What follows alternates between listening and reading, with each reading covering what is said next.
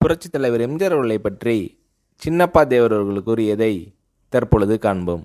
தன்னோட நிலையே ஆட்டம் கண்டிருக்கும் நேரத்தில் இன்னொருவருக்கு சிபாரிசு செய்த நடிகரை நான் வாழ்க்கையில் முதலாக பார்த்தது அப்போதுதான். ஜூபிட்டரில் ராஜகுமாரி படத்தை ஆரம்பிக்க ஏற்பாடுகள் செய்து கொண்டிருந்தார்கள். அதில் எம்ஜிஆர் அவர்களை கதாநாயகனாக நடிக்க வைக்க முடிவு செய்தார்கள். பலத்த எதிர்ப்புகளை சமாளித்தே எம்ஜிஆர் அவர்களுக்கு இந்த வாய்ப்பை கொடுக்க வேண்டியிருந்தது.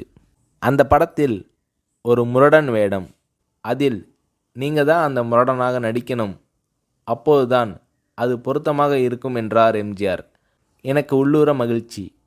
மறுநாள் எம்ஜிஆர் அவர்கள் ஸ்டூடியோவுக்கு சென்று என்னையே அந்த வேடத்திற்கு போடும்படி சிபாரிசு செய்தார்.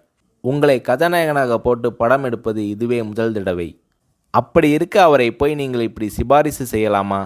பெரிய ஆளாக போட்டால் நன்றாக இருக்கும் என்று தயாரிப்பாளர்கள் தரப்பில் சொல்லப்பட்டது. எம்ஜிஆர் என்னை விட்டு கொடுக்கவில்லை. நம்மிடையே திறமை உள்ளவர்கள் இருக்கும்போது வெளியாள் எதற்கு? படம் எடுத்து பார்ப்போம், திருப்தியாக இருந்தால் வைத்துக்கொள்வோம். எந்த விதமான சந்தர்ப்பமும் தராமல் ஒரு ஆளை எடை போட்டுவிடக்கூடாது.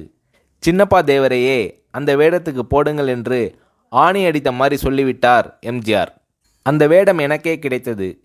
இப்படி தனக்கு எம்ஜிஆர் சிபாரிசு செய்து வாய்ப்புகளை பெற்று தந்த அனுபவத்தை சொன்னார் சின்னப்பா தேவர்.